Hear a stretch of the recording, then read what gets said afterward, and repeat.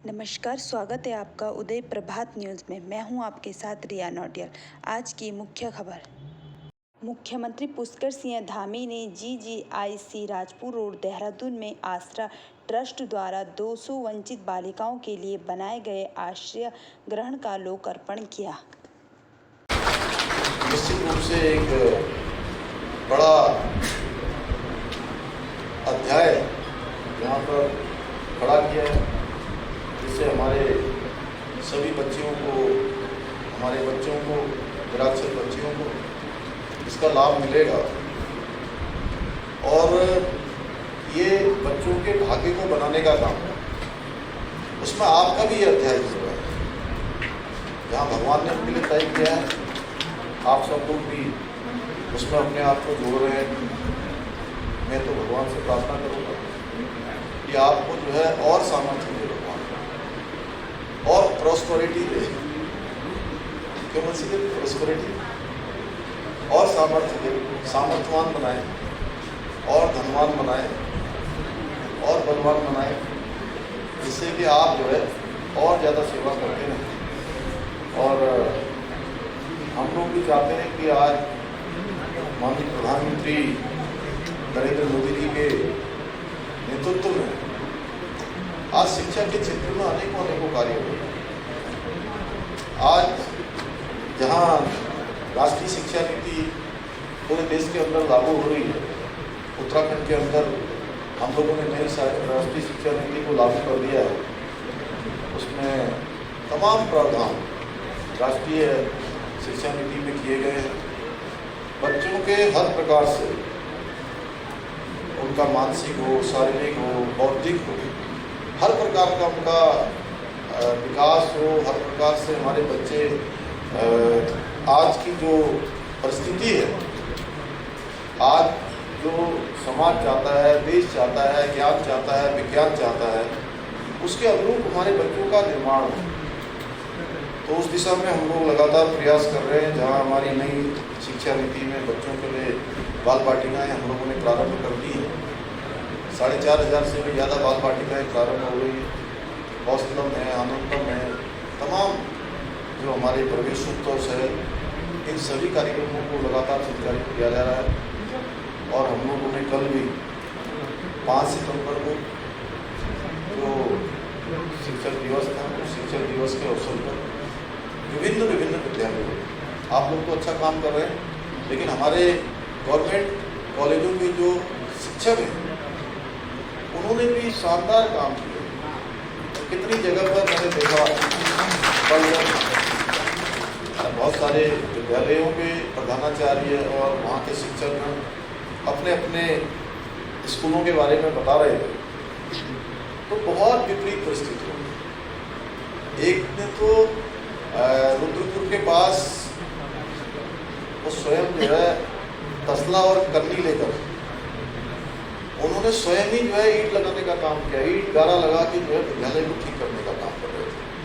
वो बता रहे थे कि ये मैं बहुत मतलब उनको देखकर बड़ा भावुक हो गया, और मुझे बचपन के दिन भी मुझे याद आ गए कि हम लोग भी ऐसे ही टाट लेकर जाते थे, मैडम तख्ती में पढ़ाई करते थे। तो कल जब वो बता रहे थे कि मैं जब विद्यालय में आया, मैडम वो कहाँ के थे बच्चे लोग, सितारगंज के पास थे, तो कह रहे थे कि जो जब मैं गया तो स्कूल में जो फर्श था बैठने के लिए बच्चों का, वो ऐसे ऐसे पत्थर थे, पत्थर ईंटें इस प्रकार से लगे हुए थे। तो उन्होंने बच्चों के साथ मिलकर उसको ठीक किया। कितनी जगह पर उन्होंने अपनी, कुछ शिक्षकों ने तो अपने जेब से, अपनी तनख्वाह से, जो उनको पेंशन वेतन मिलता है, उस वेतन से कहीं प्रोजेक्टर लगाया, कहीं लैब बनाने का काम किया, बच्चों के लिए तमाम ऐसे काम किए। और देखिए, मनुष्य आता है चला जाता है। आज भी अगर हम देश के, आइए माननीय विधायक यहाँ पर उपस्थित आश्रम ट्रस्ट की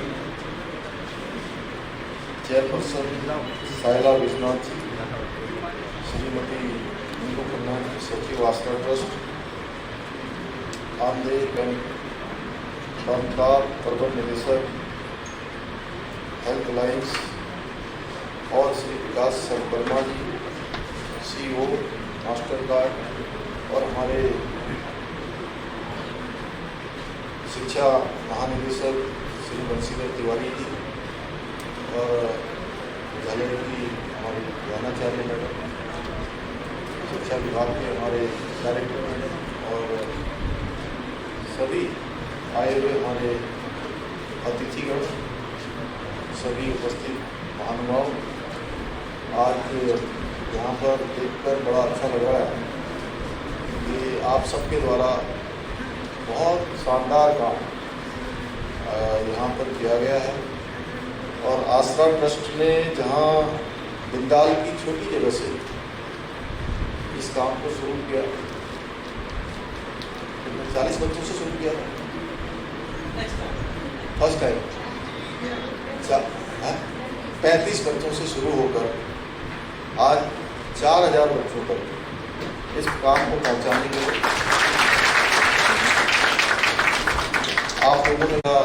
आप लोगों ने जो लक्ष्य तय किया उस पर आप लगातार आगे बढ़ रहे हैं। और देखिए, एक बात सच है कि लोग, हम इस मनुष्य की योनि में आते हैं तो कई बार सेल्फ सेंटर्ड हो जाते हैं। इस सेंटर होम के नाम से मुझे ध्यान आया सेल्फ सेंटर्ड, और 100 केंद्रित इसको हो गया कि मुझे ही खाना है, मुझे ही रहना है, मुझे अपना घर बनाना है, मुझे अपने ही बच्चों का लालन पालन करना है, अपनी जमीन जायदाद बनानी है, उसके अलावा नहीं सोच पाते। और जो लोग ये सोचते हैं कि ये जीवन मुझे मिला है तो ये जीवन मेरा परोपकार के लिए है, दूसरों की सेवा के लिए है, परमार्थ के लिए है, लोगों की भलाई के लिए, तो ऐसे लोगों का जीवन सफल और सार्थक होता है। और ये स्वयं नहीं होता है, यह भी भगवान की बड़ी कृपा से होता है। जिनके मन में विचार आता है कि मुझे अपने लिए नहीं जीना, मुझे तो सबके लिए जीना है। ऐसी ही छोटी बड़ी खबरों को जानने के लिए जुड़े रहे उदय प्रभात न्यूज़ के साथ। धन्यवाद।